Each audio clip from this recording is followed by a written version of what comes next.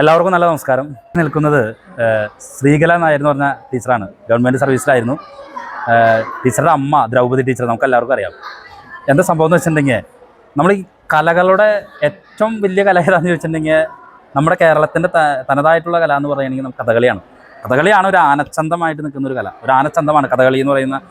അത് അന്ന് രൂപം നിൽക്കുമ്പോൾ, വേദിയിൽ നിൽക്കുമ്പോൾ തന്നെ ഒരു സന്തോഷമാണ്.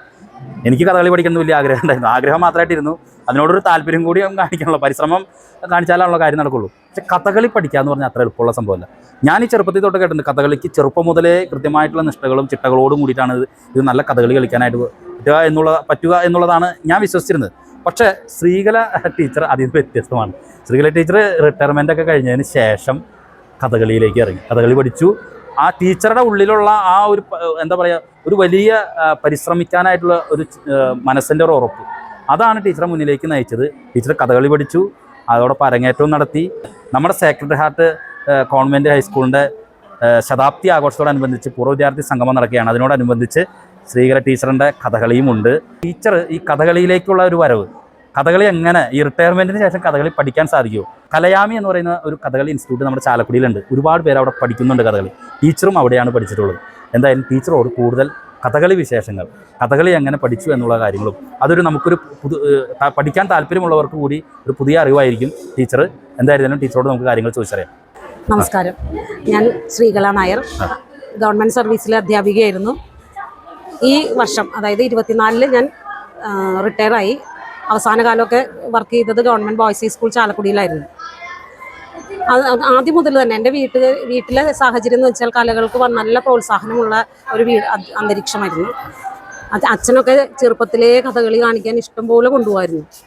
അതേസമയം കഥകളി പഠിപ്പിക്കുക എന്നുള്ളതൊരു ആവശ്യമായിട്ടോ അല്ലെങ്കിൽ അങ്ങനെ ഒരു രീതിയിലേക്ക് എത്തിയിട്ടുണ്ടായിരുന്നില്ല. അതേസമയം മറ്റു കലകൾ, ഭരതനാട്യം, മോഹിനിയാട്ടം അങ്ങനെ തുടങ്ങി പഠിച്ചിട്ടുണ്ടായിരുന്നു ചെറുപ്പകാലങ്ങളിൽ. പിന്നീടും ഞാൻ തീരെ അതിൽ നിന്ന് വിട്ടുപോവാതെ ഇടയ്ക്കിടയ്ക്ക് അത് വീണ്ടും ഒന്ന് അതിലേക്ക് വന്ന് പിന്നെ ക്ലാസ്സുകൾക്ക് പോയി, അങ്ങനെ സാഹചര്യം കിട്ടുന്ന അനുസരിച്ചൊക്കെ ഞാൻ പഠിച്ചുകൊണ്ടിരുന്നു. കഴിഞ്ഞ വർഷം ഞാൻ RLV രാമകൃഷ്ണൻ മാസ്റ്റർ അടുത്ത് മോഹിനിയാട്ടം പഠിച്ചുകൊണ്ടിരുന്നു.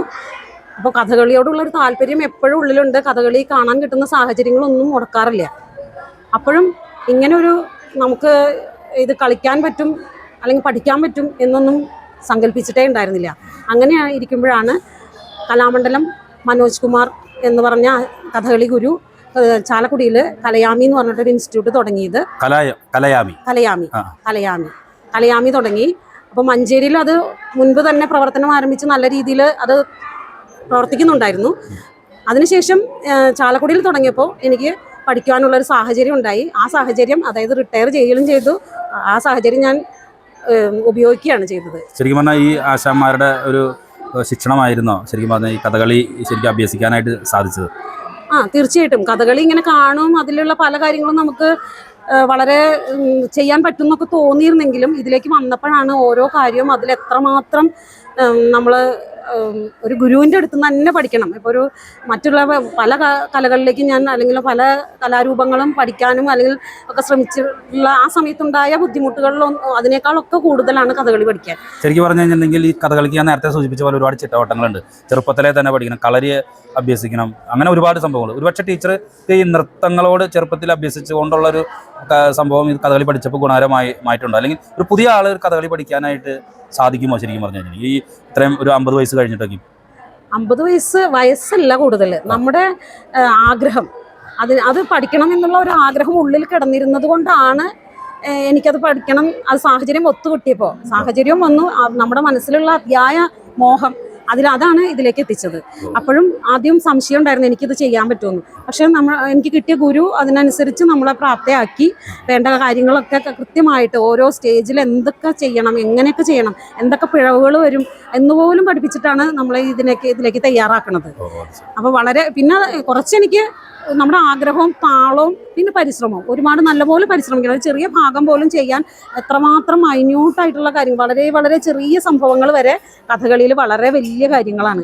അതിലൊരു നോട്ടം പോലും മറ്റുള്ള കലാരൂപങ്ങളിൽ നോക്കണ പോലെ അല്ല ഇതിലെ. ഒരു നോട്ടത്തിന് പോലും പ്രാധാന്യമുണ്ട്. ഈ താളത്തിന് ഇതിൽ വലിയൊരു പ്രാധാന്യമുണ്ട്. തീർച്ചയായും താളം വളരെ പ്രധാനമാണ്. താളം ഉള്ളവർക്ക്, താളം ഉണ്ടല്ലോ, മനുഷ്യനുണ്ട് താളം. ആ താളം നല്ലപോലെ ഉള്ളവർക്ക് തീർച്ചയായിട്ടും വേഗത്തിൽ തന്നെ ആവും. പിന്നെ നമ്മുടെ നമ്മുടെ പരിശ്രമം അതാണ് എനിക്ക് ഇതിലേക്ക് എത്താൻ സാധിച്ചതെന്നാണ് ഞാൻ വിചാരിക്കുന്നത്. ഈ അരങ്ങേറ്റത്തിൽ ചെയ്ത കഥ ഏതായിരുന്നു, എവിടെയായിരുന്നു ചെയ്തത്? അരങ്ങേറ്റം കലയാമി നടത്തുന്ന ശ്രീധരമംഗലം അമ്പലത്തിനോട് ചേർന്നിട്ടുള്ള ഹാളിൽ തന്നെയായിരുന്നു അരങ്ങേറ്റം നടന്നത്. അന്ന് ദുര്യോധനവധം, കഥകളി, ഈ കലയാമിയിലെ കുട്ടികളെല്ലാവരും മുൻപ് പഠിച്ചിരുന്നവർ അവരെല്ലാവരും നടത്തി. അതിൻ്റെ കൂടെ എൻ്റെ അരങ്ങേറ്റം ഉണ്ടായിരുന്നു. അതിൽ ഗീതോപദേശം എന്ന് പറഞ്ഞ ഭാഗത്തിൽ കൃഷ്ണനായിട്ടാണ് ഞാൻ അരങ്ങേറിയത്. ഇന്നും അത് തന്നെയാണ് അവതരിപ്പിക്കുന്നത്. ഒരു ചെറിയ ഭാഗം മാത്രം, ആ ഗീതോപദേശം മാത്രമാണ് എൻ്റെ പ്രിയപ്പെട്ട സ്കൂള്, ഞാൻ പഠിച്ച സ്കൂള്. എനിക്ക് ഏറ്റവും സേക്രഡ് ഹാർട്ട് കോൺവെന്റ് ചാലക്കുടി, അവിടെ എനിക്ക് അവതരിപ്പിക്കാൻ പറ്റിയതാണ് ഏറ്റവും വലിയ ഭാഗ്യം. ഇനി വേറൊരു കാര്യമുണ്ട്, അത് കൂടിയുണ്ട്. കഥകളി പഠിക്കാൻ തുടങ്ങിയപ്പോഴാണ് സിസ്റ്റർ എന്നോട് ഇങ്ങനെ സംസാരിച്ചപ്പോൾ ഇങ്ങനെ കഥകളി പഠിക്കണുണ്ടെന്നൊക്കെ പറഞ്ഞു. അപ്പം നമ്മുടെ ഇങ്ങനെ ശതാബ്ദി ആഘോഷങ്ങളാണ് വരണത് എന്ന് പറഞ്ഞു. അതുകൊണ്ട് ആ ഒരു ഉത്സാഹം കൂടി എനിക്ക് സത്യത്തിൽ ഉണ്ടായി. അതുകൊണ്ടാണ് എനിക്ക് ഇത്രയും വേഗം അരങ്ങേറ്റത്തിലേക്ക് എത്താനും ഇന്നിവിടെ പെർഫോം ചെയ്യാനും കഴിയുന്നത്. എല്ലാം എൻ്റെ വിദ്യാലയം കൂടി അനുഗ്രഹിച്ചതിൻ്റെ, എൻ്റെ അധ്യാപകർ അനുഗ്രഹിച്ചതിൻ്റെയും എല്ലാം ഏറ്റവും അത് ഈശ്വരാധീനവും. അതുകൊണ്ടാണ് ഞാനിന്ന് എനിക്കിത് ചെയ്യാൻ സാധിക്കുന്നത്. കഥകളിക്ക് വേണ്ടി നമ്മൾ സ്റ്റേജിലേക്ക് കയറുന്നതിന് മുൻപ് കുറെ അണിയറ ഒരുക്കങ്ങളുണ്ട്. ഏകദേശം എത്ര മണിക്കൂർ മുന്നാണ് ഇത് ആരംഭിക്കുക? എന്തൊക്കെയാണ് അതിന്റെ ഒരു ഘട്ടങ്ങൾ എന്ന് പറയാം? 4 മണിക്കൂർ മുമ്പ്, മിനിമം 4 മണിക്കൂർ മുമ്പ് തുടങ്ങണം. നമ്മൾ അതിന് പറയുന്ന കുറെ പ്രത്യേകതയുള്ള വാക്കുകളുണ്ട്. അതായത് മുഖത്ത് മേക്കപ്പ് എന്നൊന്നും പറയില്ല, തേപ്പ് എന്നാണ് പറയാ. തേപ്പ് കഴിഞ്ഞാൽ പിന്നെ ചുട്ടി വെക്കും, ചുട്ടി കുത്തുന്ന് പറയും. ചുട്ടി കലാകാരന്മാർ വേറെയാണ്. സൈഡിലുള്ള ഒരു വെക്കണതിനാണ് ചുട്ടി എന്ന് പറയുന്നത്. ചുട്ടി കുത്തി കഴിഞ്ഞു കഴിഞ്ഞാൽ പിന്നെ അത് കഴിഞ്ഞ് കോപ്പ് എന്നൊരു വിഭാഗമുണ്ട്. ആ കോപ്പുകാർ വന്നിട്ടാണ് നമ്മുടെ മറ്റ് വസ്ത്രങ്ങളും ആഭരണങ്ങളും ഒക്കെ ഉള്ള പല അവസാനമാണ് നമ്മൾ കിരീടം വെക്കുക. ഇതെല്ലാം അതിൻ്റേതായിട്ടുള്ള ഒരു കൃത്യമായിട്ടുള്ള ഒരു പ്രൊസീജിയറിലൂടെയാണ് ചെയ്യുക. അപ്പം എല്ലാം ഒരു വിളക്ക് കൊളുത്തിയിട്ട് അതിൽ നിന്ന് തുടങ്ങിയിട്ടാണ് അണിയറയാണ്. ഇതിനെല്ലാം കൂടി ചേർന്ന വാക്കാണ് അണിയറ. അപ്പോൾ ആ അണിയറ ഒരു വിളക്ക് കൊളുത്തി അണിയറയിൽ നിന്ന് തുടങ്ങി അവിടെ ഈ ഘട്ടങ്ങളൊക്കെ പൂർത്തിയാക്കിയതിന് ശേഷമാണ് ഇതിലേക്ക് നമ്മൾ എത്തുന്നത്. അണിയറയിൽ നടക്കുന്ന ടീച്ചർ പറഞ്ഞ മാതിരി തേപ്പ്, ചുട്ടി, കോപ്പ്, കിരീടം, ഇവിടേക്ക് എത്തുന്ന ആ കാഴ്ചകളിലേക്ക് കൂടി കടന്നില്ല. നന്ദി, നമസ്കാരം.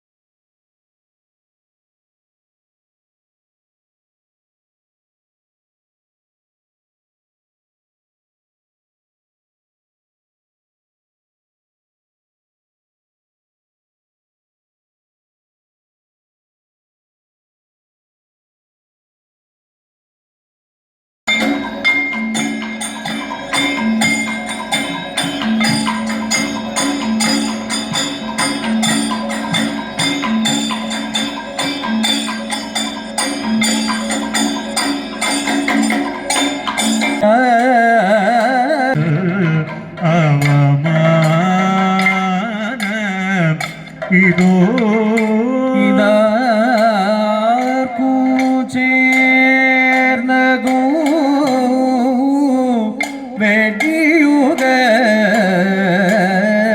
വിവശത